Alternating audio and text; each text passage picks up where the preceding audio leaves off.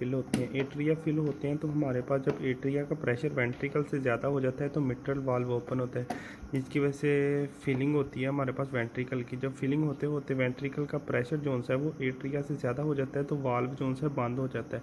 फिर आइसोवॉल्यूमेट्रिक कॉन्ट्रैक्शन शुरू होती है। जब हमारे पास आर्टरिया का प्रेशर जो सा है रोटा से ज़्यादा हो जाता है तो हमारे पास एरोटिक वाल्व ओपन हो जाता है और हमारे पास इजेक्शन होने लग जाती है। फिर हमारे पास बाद में जब इजेक्शन होने के बाद वेंट्रिकल का प्रेशर जो सा है वो एरोटा से कम हो जाता है तो हमारे पास एरोटिक वाल्व क्लोज हो जाते हैं और S2 साउंड प्रोड्यूस होता है। उसके बाद आइसोवॉल्यूमेट्रिक रिलैक्सेशन होती है और फिर ये साइकिल रिपीट होता है। अब हम इस डायग्राम से देखेंगे। सबसे पहले यहाँ पे इन फेजेस के हिसाब से नहीं हम करेंगे, हम यहाँ स्टार्ट लेंगे फेज़ 4 से। सबसे पहले एट्रिया फिल हुए, एट्रिया का प्रेशर वेंट्रिकल से ज़्यादा हुआ तो हमारे पास मिट्रल वाल्व ओपन हो गया। मिट्रल वाल्व ओपन होता गया फिलिंग होती गई है, ठीक है। फिर उसके बाद एक टाइम ऐसा है जब वेंट्रिकल का प्रेशर एट्रिया से ज़्यादा हो गया तो हमारे पास जो है वो मिट्रल वाल्व क्लोज हो गया। उसके बाद ये आप स्ट्रेट लाइन ब्लैक ऊपर को जाती हुई देख रहे हैं ना, तो ये जो सा है ब्लैक लाइन है ये आइसोवॉल्यूमेट्रिक, यहाँ से मिट्रल वाल्व क्लोज था, यहाँ से लेके फिर एरोटिक वाल्व भी क्लोज था तो हमारे पास वेंट्रिकल का प्रेशर जो है वो बिल्डअप हो रहा है तो ये हमारे पास हो गया आइसोवॉल्यूमेट्रिक कॉन्ट्रैक्शन, ठीक है। उसके बाद एरोटिक वाल्व ओपन हुआ और हमारे पास इजेक्शन शुरू हो गई, ठीक है। इजेक्शन शुरू होते होते एक टाइम आया जब हमारे पास एरोटा का प्रेशर, वेंट्रिकल का प्रेशर जो सा है वो हमारे पास एरोटा से कम हो गया तो हमारे पास जो सा एरोटिक वाल्व है वो क्लोज हो गया ताकि बैक फ्लो होना हो ब्लड का। अब एरोटिक वाल्व भी क्लोज है, मिट्रल वाल्व भी क्लोज है तो आइसोवॉल्यूमेट्रिक हमारे पास रिलैक्सेशन हुई इस फेज़ में, ठीक है। ये मैं आपको हैंडमेड से नोट से भी दिखा देता हूँ। सबसे पहले मिट्रल वाल्व ओपन हुआ, फिर रैपिड फिलिंग हुई, ठीक है। S3 साउंड भी यहाँ पे प्रोड्यूस होता है और लेट टेस्टिल में S4 साउंड प्रोड्यूस होता है, ठीक है। उसके बाद M मिट्रल वाल्व क्लोज हुआ। उसके बाद आइसोवॉल्यूमेट्रिक कॉन्ट्रैक्शन हुई, वेंट्रिकल का प्रेशर रोटा से ज़्यादा हुआ, एरोटिक वाल्व ओपन हो गया। फिर उसके बाद एजेक्शन हुई, मैंने ये एजेक्शन लिखना यहाँ से भूल गया हूँ। एजेक्शन के बाद जब वेंट्रिकल का प्रेशर रोटा से कम हो गया तो AB वाल्व जो से वो क्लोज हो गए, S2 साउंड प्रोड्यूस हुई और हमारे पास फिर आइसोवॉल्यूमेट्रिक कॉन्ट्रैक्शन का और रिलैक्सेशन का हमारे पास फेज़ आ गया। अब ये जो सा S3 साउंड है ये कब प्रोड्यूस होती है? ये हमारे पास प्रोड्यूस होती है रैपिड फिलिंग फेज़ में S3 साउंड प्रोड्यूस होती है, जो कि यहाँ पे भी लिखी हुई है। और ये हम एपेक्स पे सुन सकते हैं, लेफ्ट डी क्यूबिटस पोजीशन पे, ठीक है। और ये एसोसिएटेड होती है जब हमारे पास हाई फिलिंग प्रेशर हों, ठीक है। हाई फिलिंग प्रेशर कब हो जाते हैं और डायलेटेड हार्ट में ये ज़्यादा कॉमन होती है बच्चों में, एथलीट्स में और प्रेगनेंसी में, क्योंकि हार्ट की एक्टिविटी ज़्यादा होती है तो ये हमारे पास तब हम इसको नॉर्मल कंसीडर करते हैं। S4 साउंड लेट डायस्टली में होती है। ये क्यों होती है?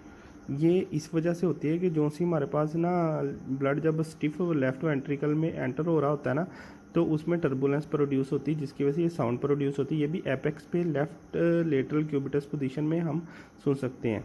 और ये किस एसोसिएटेड होती है वेंट्रिकुलर हाइपरट्रॉफी या वेंट्रिकुलर नॉन कॉम्प्लायंस के साथ, ठीक है। ओल्डर पेशेंट पे ये नॉर्मल होती है S4 साउंड, ये जो सी S4 साउंड लिखी हुई है मैंने, ठीक है।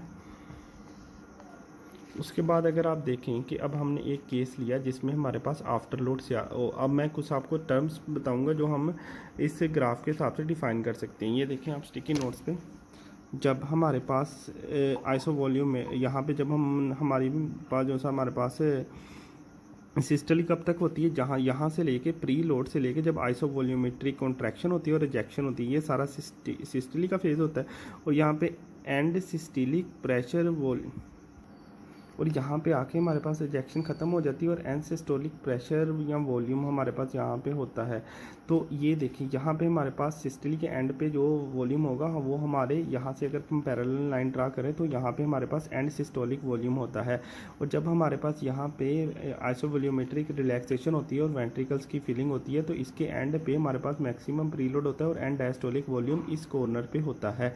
और आफ्टर लोड जब हमारे पास कब प्रोड्यूस होता है, आफ्टर लोड हम इसमें किस पॉइंट को कहेंगे, जब हमारे पास आइसोवॉल्यूमेट्रिक कॉन्ट्रैक्शन हो रही होती है तो मैक्सिमम पॉइंट पे जहाँ पे एजेक्शन शुरू ये होती है तो हमारे पास तो वहाँ हमारे पास जिसके अगेंस्ट हमने पुश ब्लड जो है वो जा रहा होता है, जब हमारे पास एरोटिक वाल्व यहाँ पे ओपन होते हैं तो आफ्टर लोड हम उसको कहते हैं।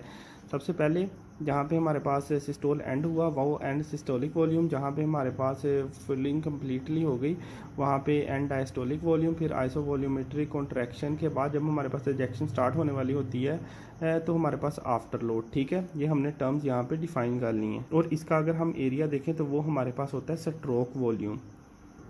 अच्छा जी, अब हम एक केस करने लगे, केस नंबर 1 कि अगर हमारा आफ्टर लोड इंक्रीज़ हो जाए। अब अगर हमारा आफ्टर लोड इंक्रीज़ हो जाए कि हमें अब ज़्यादा प्रेशर चाहिए होना है, हमें अब ज़्यादा प्रेशर चाहिए होना है ताकि हम पूरी बॉडी में ब्लड पहुंचाने के लिए, तो ये जो सी आइसोवॉल्यूमेट्रिक कॉन्ट्रैक्शन का फेज़ है ये हमारे पास ज़्यादा हो जाएगा जब तक हमारे पास ये पहुंच नहीं जाता। जब ये हमारे पास ज़्यादा हो जाएगा जब तक कि हमारे पास ये ब्लड इजेक्ट नहीं करने लगता। ठीक है, तो आफ्टर लोड में हमारे पास एरोटिक प्रेशर भी ज़्यादा होगा, सिस्टोलिक वॉल्यूम और एंड सिस्टोलिक वॉल्यूम कम होगा। जब हमारे पास स्ट्रोक वॉल्यूम कम होगा क्योंकि हमारे पास यहाँ पे आफ्टर लोड ज़्यादा हुआ तो हार्ट को जो है वो ब्लड इजेक्ट करने में मुश्किल पेश आएगी, तो स्ट्रोक वॉल्यूम कम। जब स्ट्रोक वॉल्यूम कम रिलीज़ हुआ तो हमारे पास ओबियसली सिस्टोल के एंड पे वेंट्रिकल्स में ज़्यादा वॉल्यूम रह जाएगा। और जब हमारे पास स्ट्रोक एंड सिस्टोलिक वॉल्यूम ज़्यादा रह गया तो हमारे पास जो है एजेक्शन फ्रैक्शन जो सी है वो हमारे पास कम होगी। एजेक्शन फ्रैक्शन जो सी हमारे पास कम होगी। आप स्ट्रोक वॉल्यूम से बस इसका हिसाब लगा लिया करें कि स्ट्रोक वॉल्यूम कम तो एजेक्शन फ्रैक्शन कम। एरोटिक प्रेशर जो है वो हमारे पास ज़्यादा होगा क्योंकि ये आफ्टर लोड ज़्यादा तो हमारे पास हार्ट जो है वो ज़्यादा प्रेशर प्रोड्यूस कर रहा है।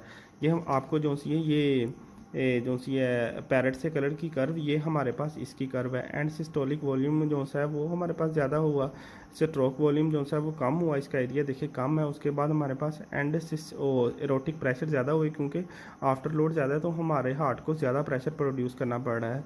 और ये हमारे पास क्लासिक कंडीशन होती है मुझे लगता है एरोटिक स्टीनोसिस में। अब हमारे पास जी केस नंबर 2 जिसमें प्री लोड ज़्यादा होता है। अब प्री लोड ज़्यादा होगा तो ये आपको ये जो सी ग्रीन कलर की कर्व है ये प्री लोड ज़्यादा हो रहा है तो हमारे पास एंड डायस्टोलिक वॉल्यूम ज़्यादा होगा। एंड डायस्टोलिक वॉल्यूम हमारे पास ज़्यादा होगा तो इसका एरिया देखें हम ज़्यादा है तो हमारे पास स्ट्रोक वॉल्यूम ज़्यादा होगा। और स्ट्रोक वॉल्यूम ज़्यादा तो इजेक्शन फ्रैक्शन भी ओब्वियसली हमारे पास ज़्यादा ही होगी। लेकिन हमारे पास जो है एंड सिस्टोलिक वॉल्यूम वो हमारे पास सेम ही रहेगा। एंड सिस्टोलिक वॉल्यूम वो हमारे पास सेम ही रहेगा क्योंकि हमारे पास हार्ट जो है प्री लोड की वजह से, फ्रैंक स्टार्लिंग कर्व की वजह से हमारे पास जितना हमारे पास ये प्री लोड ज़्यादा हो उतनी हार्ट की कॉन्ट्रैक्शन ज़्यादा हो रही है। उसके बाद अगर आप देखें कि केस नंबर 3 कॉन्ट्रैक्टिलिटी, अगर कॉन्ट्रैक्टिलिटी हमने इंक्रीज़ कर दिया तो क्या होगा। नॉर्मली जो है ना वो आपको दिखाया हुआ है ये ना ग्रीन वो ब्लू वाले से कि हमारे पास इतना एंड सिस्टोलिक वॉल्यूम है, इतना एंड डायस्टोलिक वॉल्यूम है, आइसोवॉल्यूमेट्रिक कॉन्ट्रैक्शन हुई और ऐसे हुआ। जब हमारे पास कॉन्ट्रैक्टिलिटी ज़्यादा हो जाएगी, जब हमारे पास कॉन्ट्रैक्टिलिटी ज़्यादा हो जाएगी तो एंड डायस्टोलिक वॉल्यूम उतना ही, लेकिन हमारे पास क्योंकि वो ज़्यादा पावरफुली कॉन्ट्रैक्ट कर रहा है तो ज़्यादा वॉल्यूम वो इजेक्ट कर देगा जिसकी वजह से हमारे पास एंड सिस्टोलिक वॉल्यूम है जो सा वो कम हो जाएगा। क्या हो जाएगा, एंड सिस्टोलिक वॉल्यूम जो सा हमारे पास वो कम हो जाएगा। ओवरऑल एरिया इंक्रीज हुआ तो स्ट्रोक वॉल्यूम जो सा वो हमारे पास ज़्यादा हो जाएगा। जब स्ट्रोक वॉल्यूम से ज़्यादा ब्लड बाहर चला गया तो हमारे पास एंड सिस्टोलिक वॉल्यूम कम ही रह जाएगा। या आप इधर से भी देख सकते हैं ये रेड वाला देखिए हमारे पास सारा कुछ सेम है। एंड डायस्टोलिक वॉल्यूम वही है, कॉन्ट्रैक्टिलिटी ज़्यादा है तो हमारे पास स्ट्रोक वॉल्यूम ज़्यादा बाहर गया, इजेक्शन फ्रैक्शन ज़्यादा गई तो एंड सिस्टोल के बाद जो एंड वॉल्यूम होगा वो हमारे पास यहाँ पे कम रह जाएगा। ठीक है, ये हमारे पास। उसके बाद हमारे पास है जी कॉम्प्लायंस। अब हमारे पास एक हार्ट है जो कि स्टिफ हार्ट है। ठीक है, उसकी कॉम्प्लायंस जो सी है वो कम है, स्टिफ हार्ट है हमारे पास तो उसकी फीलिंग जो सी है वो कम होगी। जब फीलिंग कम होगी तो एंड डायस्टोलिक वॉल्यूम जो सा होगा वो उसका कम होगा और एंड डायस्टोलिक वॉल्यूम कम होगा लेकिन वहाँ पे एंड डायस्टोलिक प्रेशर जो सा होगा वो उसका ज़्यादा होगा। इसकी क्या रीज़न होती है, एक स्टिफ हार्ट है उसमें थोड़ा सा भी ब्लड आएगा तो उसकी वजह से हमारे पास ब्लड थोड़ा होगा लेकिन उसकी क्योंकि वो स्टिफ है तो उसकी वजह से प्रेशर जो है उसमें ज़्यादा डिवेलप हो जाएगा तो एंड डायस्टोलिक वॉल्यूम जो है वो कम होगा। वो एंड डायस्टोलिक वॉल्यूम जो है वो कम होगा हमारे पास स्टिफ हार्ट में, एंड डायस्टोलिक प्रेशर ज़्यादा। और स्ट्रोक वॉल्यूम भी आप एरिया से हिसाब लगा सकते हैं कि वो भी हमारे पास कम ही होगा। ये देखें ये हमारे पास है विकर्स डायग्राम, इसमें हमारे पास डिफरेंट जगहों पे क्या हो रहा है वो दिखाया हुआ है। सबसे पहले आप ये देखें ये हमारे पास लॉन्ग दी एक्स एक्सिस हमारे पास टाइम है और वाई एक्सिस हमारे पास जो है वो हमारे पास है जी प्रेशर। ठीक है, अब देखें ये हमारे पास आ गया जी एयोटा।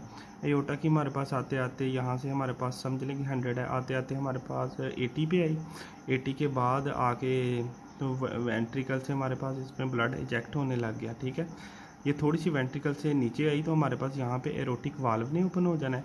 जब एरोटिक वाल्व ने ओपन हो जाना है तो इसने ऊपर जाना है, ऊपर जाना है, ऊपर जाना है, ऊपर जाना है, और एक पॉइंट आना है जब हमारे पास जो सा वेंट्रिकल का प्रेशर है वो ड्रॉप होने लग जाना है। तो हमारे पास एयोटा का प्रेशर है वो हमारे पास एरोटिक वाल यहाँ पे क्लोज हो जाना है, और एयोटा का हमारे पास 120 से प्रेशर था, फिर 10, फिर 100, फिर हमारे पास दोबारा 80 पे आ जाना है। ठीक है, अब हमारे पास वेंट्रिकल्स में क्या हो रहा था, सबसे पहले लेफ़्ट वेंट्रिकल, ये हमारे पास जो सा फेज़ होता है ना, इसमें हमारे पास वेंट्रिकल की फिलिंग हो रही होती है। इसमें हमारे पास वेंट्रिकल्स की फिलिंग हो रही होती है। जब ये नोच आ जाती है तो यहाँ पे हमारे पास मिट्रल वाल्व क्लोज होता है और हमारे पास आइसोवॉल्यूमेट्रिक कॉन्ट्रैक्शन का फिनोमिना शुरू हो जाता है। यहाँ पे आके हमारे पास एरोटिक वाल्व ओपन हो जाता है, तो हमारे पास ये ब्लड इजेक्ट होता है, इजेक्ट होता है। यहाँ पे आके हमारे पास इसका प्रेशर ड्रॉप होने शुरू हो जाता है। यहाँ पे आके एरोटिक वाल्व क्लोज हो जाएगा और इसका हमारे पास जो सा है आइसोवॉल्यूमेट्रिक रिलैक्सेशन का फेज जो सा है हमारे पास शुरू हो जाता है। फिर उसके बाद हमारे पास आता है इसका प्रेशर जो सा है वो लेफ्ट एट्रियम से कम होता है और दोबारा हमारे पास जो सा है वो ना क्या उसको कहते हैं, जो सा लेफ्ट एट्रियम का कम होता है और दोबारा हमारे पास ना इसकी जो सी है ना, इसकी ना जो सी हमारे पास है वो फिलिंग जो सी है वो शुरू हो जाती है। फिलिंग के बाद फिर यहाँ पे जब इसका प्रेशर ज़्यादा हो जाएगा तो ये साइकिल रिपीट हो गया। अगर आप ये वॉल्यूम देखें तो हमारे पास यहाँ पे क्या हो रहा था, लेफ्ट वॉल वेंट्रिकुलर का वॉल्यूम जो है यहाँ तक आप देखिए कांस्टेंट रहा। जब यहाँ पे हमारे पास वाल्व ओपन हुआ तो इसका वॉल्यूम जो है कम होता कम हुआ। यहाँ पे दोबारा फिलिंग स्टार्ट होगी, जैसे मैंने आपको बताया था, तो इसका वॉल्यूम दोबारा बढ़ना शुरू हो गया। अब हमारे पास S1 कब प्रोड्यूस होता है, यहाँ पे जब हमारे पास जोन सा है वो माइट्रल वाल्व क्लोज होता है तो हमारे पास S1 प्रोड्यूस होता है, और वहाँ पे जब हमारे पास एरोटिक वाल्व क्लोज होता है तो S2 की साउंड जो सी है वो हमारे पास प्रोड्यूस होती है। अब आप ये एक चीज़ गौर करें कि S1 और S2 में एक चीज़ आप गौर कीजिएगा, हमेशा क्लोजिंग ऑफ द वाल्व जो सी है ना वो साउंड प्रोड्यूस करता है। नॉर्मली जो सा ओपनिंग ऑफ द वाल्व कोई साउंड नहीं प्रोड्यूस करता। लेफ्ट एट्रियम अगर आप देख लें